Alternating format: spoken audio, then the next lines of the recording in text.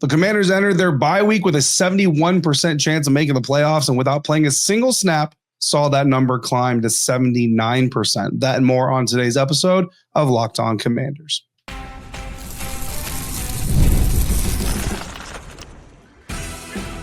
You are Locked On Commanders, your daily podcast on the Washington Commanders. Part of the Locked On Podcast Network, your team every day. Welcome in, everybody, to today's episode of Locked On Commanders, part of the Locked On Podcast Network, your team every day. I'm your host, David Harrison, covering the Washington Commanders for Sports Illustrated's CommanderGameDay.com. Also helping out with WUSA9.com's coverage of the team this year. And I'm here with you every Monday through Friday. Thank you for coming through for today's episode. Every dayers, I appreciate you coming through every single day. Locked On Commanders is your daily podcast covering the Washington Commanders. And if you haven't already, please subscribe for free on YouTube or wherever you are listening to today's episode, where we're going to talk about the tweaks made to Terry McLaurin's usage in Week 13, the last time we saw the Commanders on the field. We're going to talk about the secondary alignment once Marshon Lattimore makes his debut on the playing field for the Commanders, which we hope is going to be this weekend against the New Orleans Saints. And we're talking about how the Commanders won and maybe lost a little bit in their bye week thanks to what happened around the National Football League. We're doing all that today thanks to PrizePicks. Go to prizepicks.com/LockedOnNFL. Use the promo code LockedOnNFL, all lowercase, to win $50 instantly when you play your first $5 bets or wager. The Commanders enter their bye week with a 71% chance of making the playoffs. They leave the bye week with a 79% chance of making the playoffs, at least coming off of Sunday. The Dallas Cowboys still have to play Monday. Not sure how much that's going to really tweak the percentages, but either way, the Washington Commanders, without playing a single snap in Week 14, the Washington Commanders have a 79% chance of making the NFL playoffs in their first year under head coach Dan Quinn. And that is thanks to, in part, Thursday night football that started off the entire week, the Green Bay Packers falling to the Detroit Lions. Now, the Packers are still the 6th seed, but they're now just one game ahead of the Washington Commanders with 4 games left to play. Now, in yesterday's episode, we outlined the strengths and the weaknesses of the 4 teams left for the Washington Commanders to play this week or this season. Well, the Packers have to face the Seattle Seahawks, a team competing for a playoff spot, the New Orleans Saints, the Minnesota Vikings, who are looking to tie up their division and do all their good stuff heading into the postseason, and the Chicago Bears, who certainly are not going to let their most hated rival enter the postseason without a fight in Week 18. So the Green Bay Packers certainly look like they could lose 1 or even 2 of those games heading down the stretch, which means the Commanders, who currently hold the tiebreaker of conference record over the Packers, so they end up with a matching record with the Green Bay Packers. They'll actually jump ahead of them in the playoff order. Means the Commanders, basically, if they can take care of business these last 4 weeks, will have a golden opportunity to advance to the 6th seed in the NFC playoff race. Now, after beating the Bills, now let's look at the rest of the playoff picture here for the Washington Commanders. After beating the Bills, Los Angeles Rams are now the 8th seed, so right behind the Washington Commanders, and they're only 1 game back of the Washington Commanders. Now, there's no head-to-head matchup there, so in this case, the tiebreaker would go to conference records.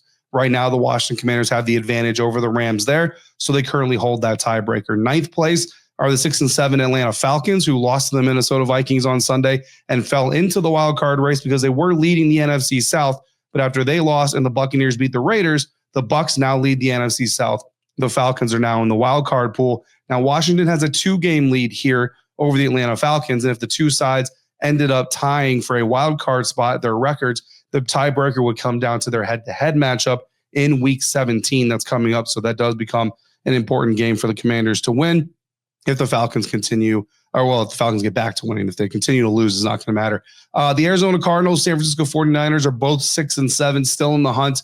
But Washington holds a direct tiebreaker with the Cardinals and an NFC conference record tiebreaker against the 49ers currently. The Cardinals and the 49ers face each other in Week 18 as well. So one of those two teams is going to cannibalize each other. And in theory, you'd rather have the Cardinals win that matchup, I suppose, if we're looking that far ahead, because the Commanders do have the head-to-head win there. So it doesn't even go to conference records. The Cowboys could get to 6 wins on Monday night. This episode is going to drop Monday morning, being recorded Sunday night. So in theory, the Cowboys get a win over the Bengals. They'll keep themselves in the hunt, but that's a 2-game spread with 4 to go. We're talking about Washington handling their business. So we don't want to go too far here, but if Dallas beats the Bengals, they still have to play the Panthers, who took the Philadelphia Eagles to the wire if you didn't see that game. They still got to play the Bucs, who are fighting for a playoff spot and trying to clinch a division title. They got to play the Eagles again. And of course, they got to play the Washington Commanders. So the odds that Dallas even wins 2 of their last 5 games coming into Monday night, very, very slim. But again, if you're the Commanders, you basically control your own destiny here. Win in week 15 against the Saints, and your playoff chances jump well over 80%. I did have a question from an insider that asked if the standings go the way that where Washington could clinch a playoff spot next week. So if the Commanders beat the Saints, the Packers lose to Seattle, which is certainly possible. The Rams lose to San Francisco, which again is possible. The Falcons lose to Vegas, which I would say is less likely, but certainly not impossible. And the Cardinals lose to the Patriots. If that happened, Washington would be the 6th seed, right? So they would jump the Packers and become the 6th seed. They'd have a 2-game hold on a playoff spot over the 8th and 9th and so on seeds with 3 games to play. But that doesn't clinch anything, right? So, of course, the NFL is going to put out all the clinching scenarios. So I can't sit here and say I've run through every single playoff scenario for the Commanders. So there may be like if Washington wins and this team wins or ties, this team wins or ties, this team wins or ties, there may be some crazy scenario that I can't possibly commute in my human brain that they have all the computers for. When those come out, those clinching scenarios, of course, if Washington has one, I'll let you know. I just don't see it right on the surface right now. The 49ers beating the Rams this weekend is the best outcome because if the Rams beat the 49ers, they'll stay 1 game behind the Commanders. You want the 49ers to win. Both those teams are then 2 games behind the Commanders, assuming that the Commanders take care of business first against the New Orleans Saints, right? Meanwhile, with their win, the Philadelphia Eagles clinched a playoff spot. If they win or if the Commanders lose next weekend, then they'll clinch the NFC East. Now, there is at least one scenario where the Commanders could clinch a playoff spot as early as week 16 that I can see just kind of on the surface.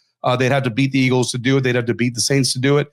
They'd take a 2-game lead with 2 games of play over some of the other wild card contenders, even if they are winning their games, and they're going to cannibalize each other. So again, it will leave Washington with the better conference record over those NFC West teams.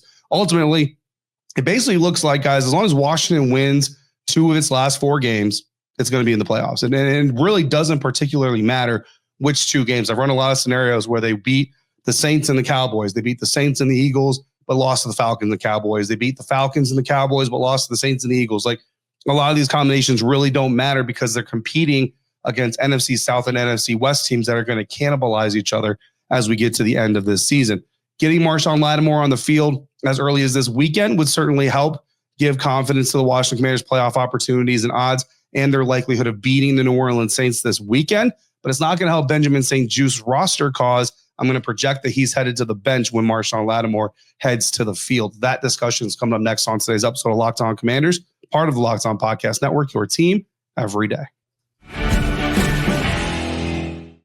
And today's episode of Locked On Commanders is brought to you in part by Hillsdale College. Time is our most precious commodity, so don't waste it scrolling through the same mind-numbing content for hours and hours. Hillsdale College asks you, how can you spend your time more wisely to improve yourself? And they suggest you study history, economics, the great works of literature, the meaning of the U.S. Constitution. Maybe you studied these things in school. Maybe you didn't. Either way, even if you already knew it, maybe it's good time for a refresher. Time and technology have changed a lot of things, but they have not changed the basic fundamental truths about the world and our place in it. And our sponsor, Hillsdale College, is offering more than 40 free, that's right, free online courses, including American Foreign Policy, the rise and fall of the Roman Republic, and the history of classical music. So go to hillsdale.edu/locked-on to enroll today. There's no cost. It's easy to get started. Again, that's hillsdale.edu/locked-on to register today. hillsdale.edu/locked-on. Today's episode is also brought to you in part by Prize Picks. Today's episode is sponsored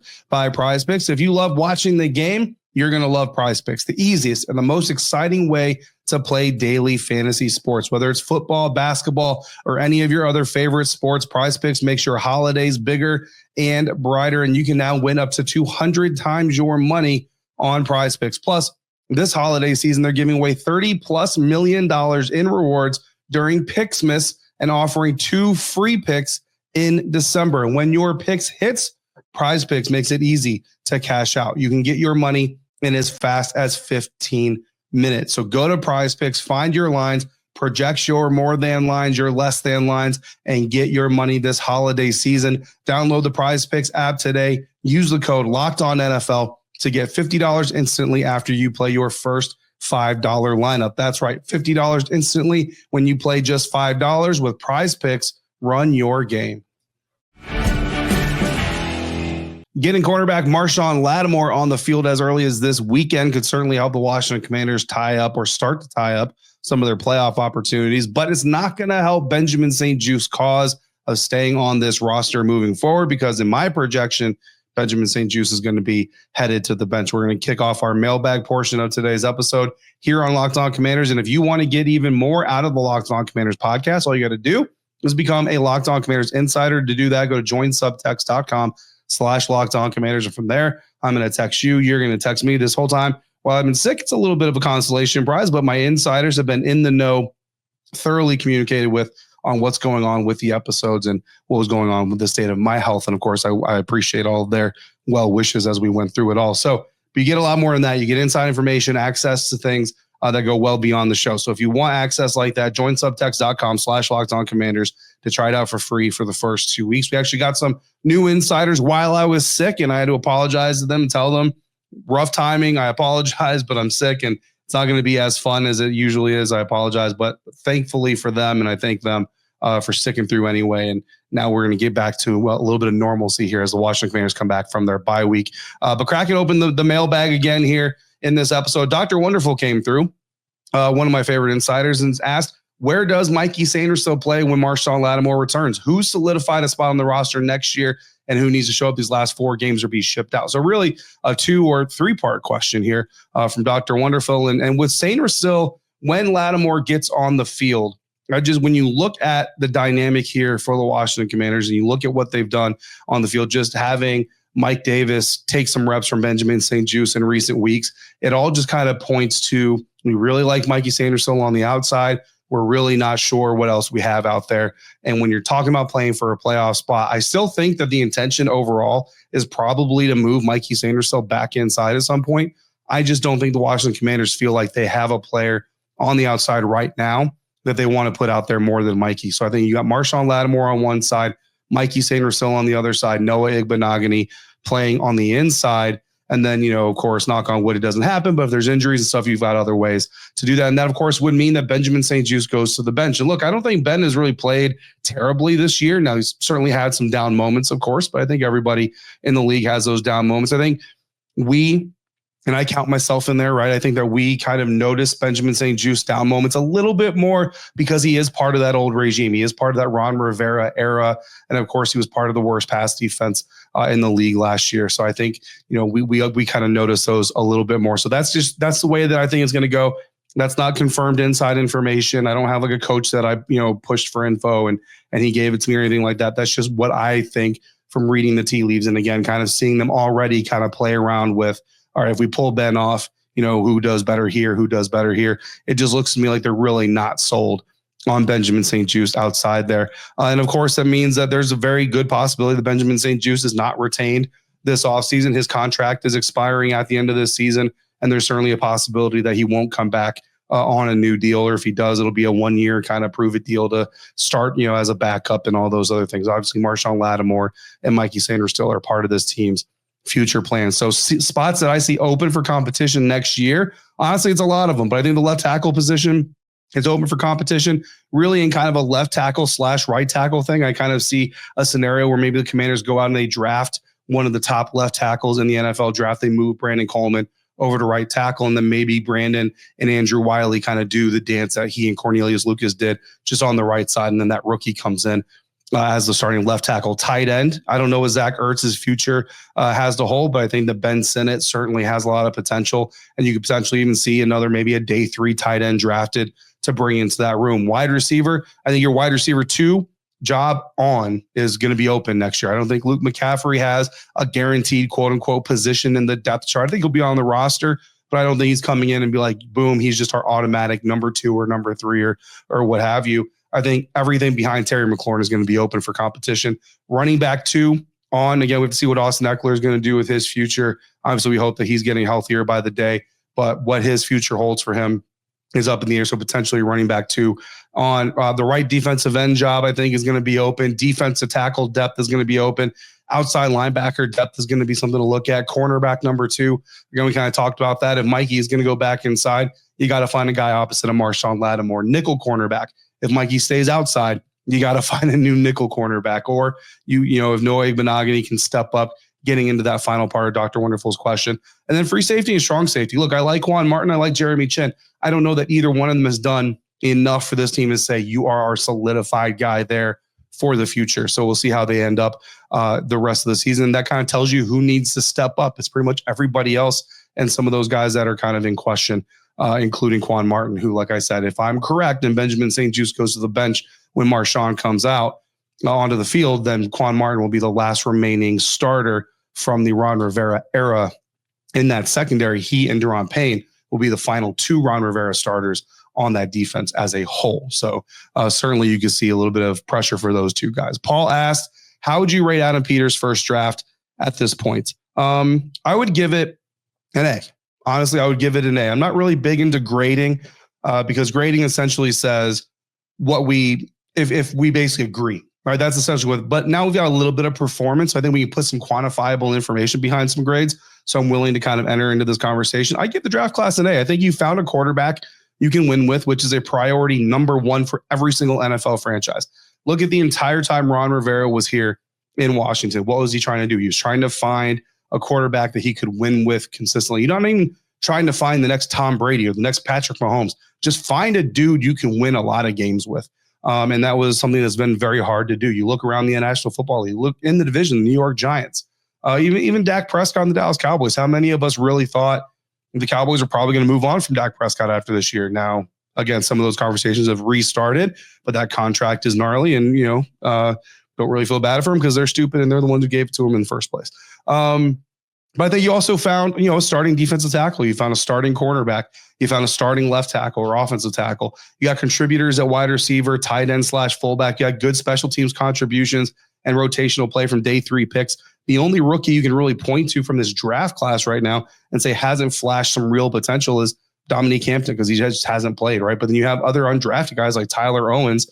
Even Colson Yankoff was a special teams contributor until he went on the IR. Now, the second part of Paul's question was, is there a concern of, too few players having a bigger impact on a team that lacks overall talent? I kind of get where you're going there, but I think when you remember what you're expecting from each round, right? And these aren't specific to Adam Peters, set in stone, but typically first round, you want to get a starter, right? Jayden Daniels clearly is that guy. Second rounder, you want to get contributors who are borderline starters, kind of show that starting potential. Johnny Newton is a starter, so there's a plus there. Sainer is a starter, so there's a plus there. Ben Sinnott, I think he's a contributor, maybe not as much of a contributor as people had hoped. So maybe you give that maybe a little bit of a ding, but I think that's more scheme usage than it is player talent, if that makes a little bit of sense. Third and fourth round, you're looking for rotational unit players. So you want offensive, defensive guys that can rotate into those units. Brandon Coleman's a starter, so that's a double plus. McCaffrey has certainly been a rotational contributor, so I think you got what you wanted there out of him. 5th to 7th round, you're basically looking for special teams, and you're hoping to see some pop somewhere else. Jordan McGee has popped. Dominique Hampton, we already talked about. And Javonte Jean-Baptiste has been rotating on the defense as well when he hasn't been injured. And I think when you compare this class to a class of, say, like the teams with the Patriots, and remember the Patriots were one of those teams where the Commanders, Patriots, and Cardinals all tied. So they ended up rotating who had, first, second, third pick among them in every round throughout the draft weekend. They drafted Drake May, who's played in 9 games. He's flashed, but he hasn't wowed. Certainly not as good as Jayden Daniels has. Wide receiver Jalen Polk in the second round. He's got 12 catches for 87 yards and 2 touchdowns this season. Luke McCaffrey has 16 catches for 115 yards, so more catches, more yards. McCaffrey hasn't found the end zone yet, but Jalen Polk, again, when you talk about third round receiver, second round receiver, I think McCaffrey has certainly been a more consistent contributor to the offense. Patriots third round O lineman Caden Wallace has played in 4 games. Fourth round O lineman Layden Robinson has played in 9 games. He's started 9 games, but he also has a 37.2 pass blocking grade, according to PFF, 51.4 run blocking grade. Brandon Coleman's grades are better by at least 13 points or more in each of those categories. Patriots fourth round wide receiver Javon Baker has no catches this season. 6th round DB has played in 13 games, only has 2 defensive snaps. They've got a 6th round quarterback that hasn't been active for a single game. 7th round tight end Jaheim Bell has played 11 games, 1 catch for 1 yard. So the Patriots are a team that was in a similar situation as the Commanders as far as talent and record and all that stuff.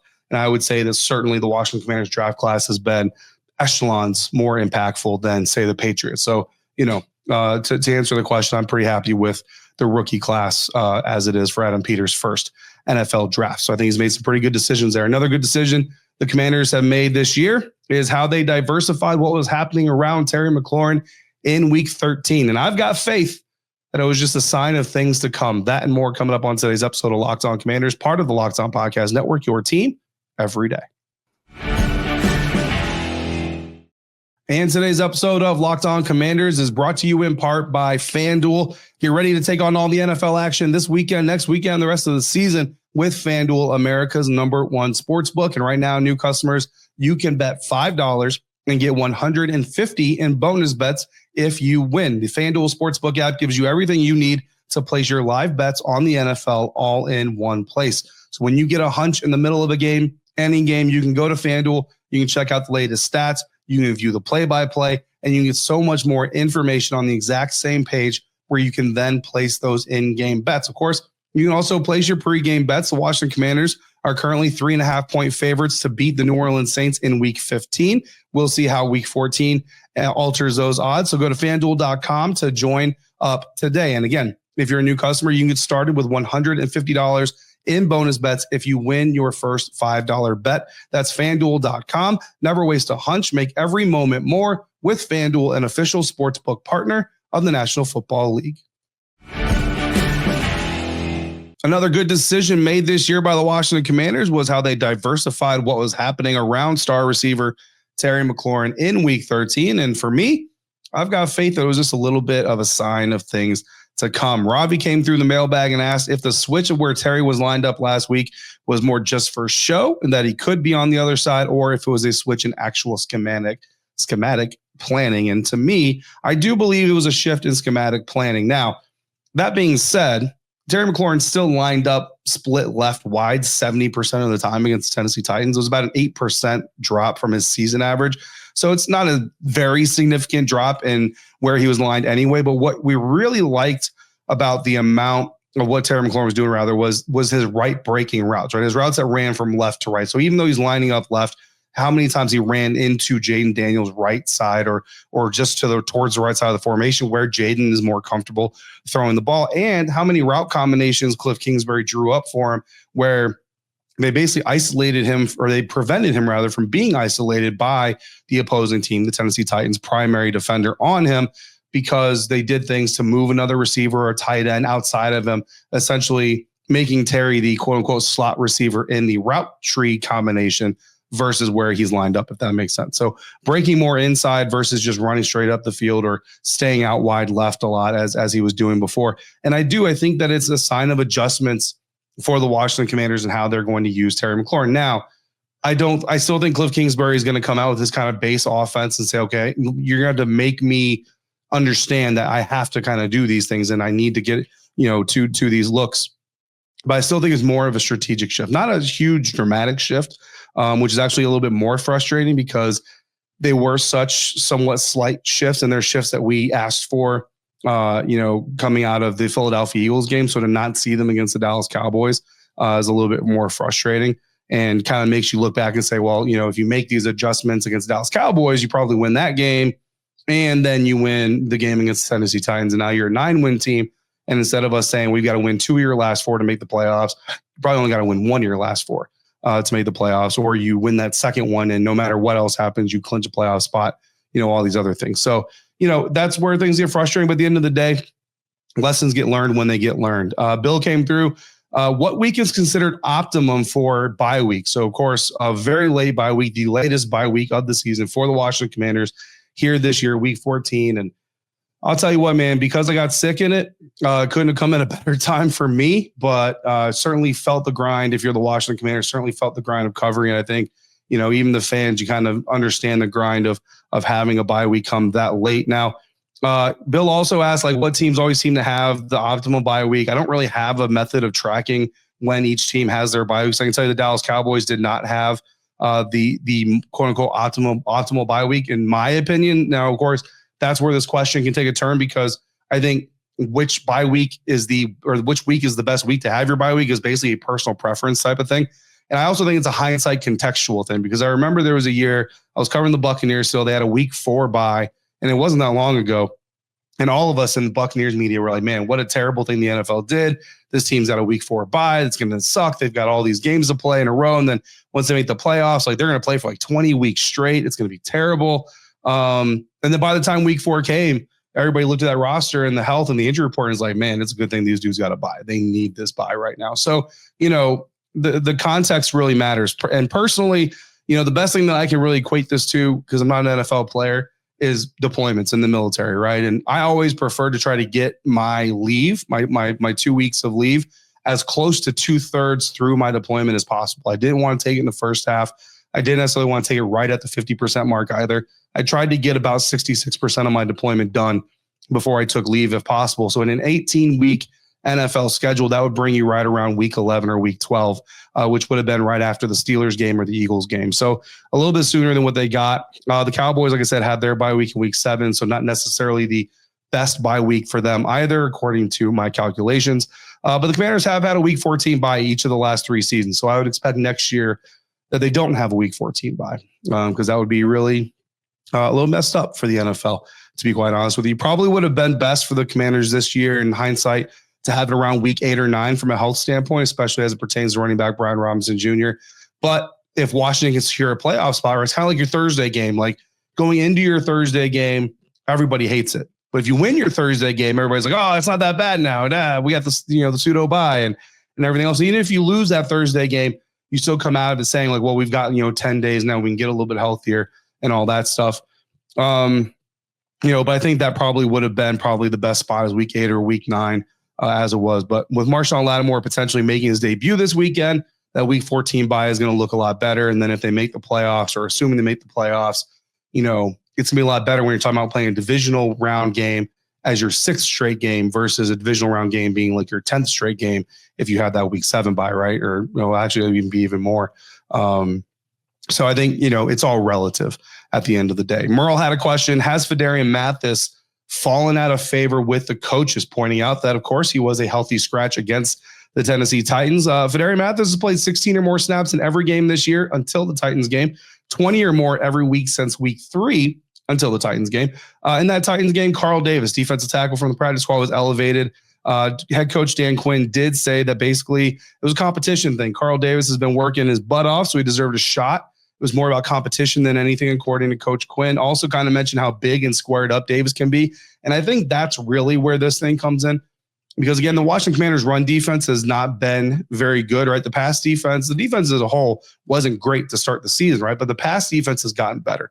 The takeaways have gotten better. The sacks have gotten better. The quarterback pressures have gotten better.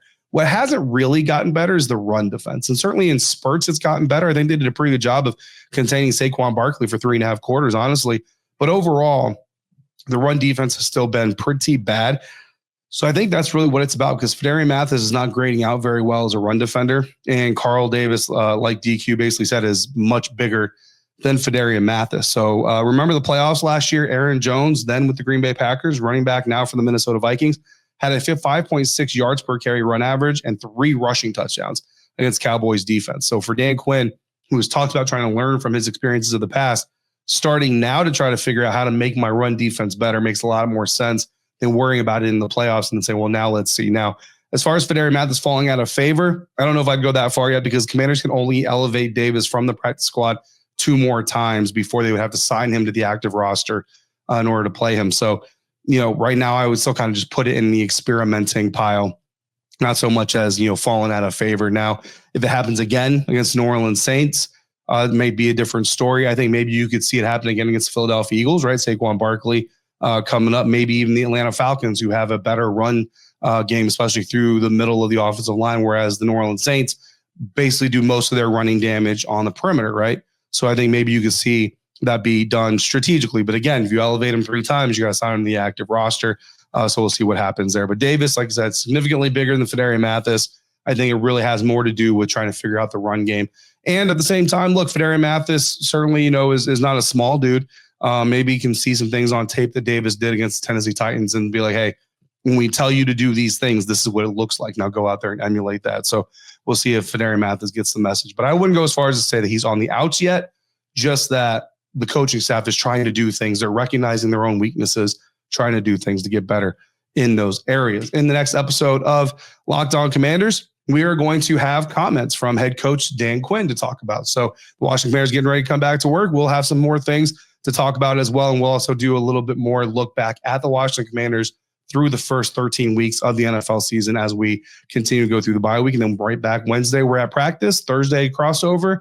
Friday, another practice to end the week. And then Saturday, I'm flying my healthy butt down to New Orleans, Louisiana. In the meantime, if you've got questions or comments, hit me up on Subtext. Go to joinsubtext.com/LockedOnCommanders to text me today. For your next listen, check out Locked On NFL. In the morning, the Madman Tyler Rowland kicks you off with a double shot of NFL espresso. In the afternoon, head by the barbershop with Tony Wiggins for some real NFL talk. It's the all-new Locked On NFL, and it's twice per day. As always, thank you so much for making Locked On Commanders your first listen of the day every day. Every day, our thanks for coming through on a regular basis like you do. Until we speak again, if you're out and about, please be safe, be kind, and I will see you right back here next time for another episode of Locked On Commanders, part of the Locked On Podcast Network, your team every day.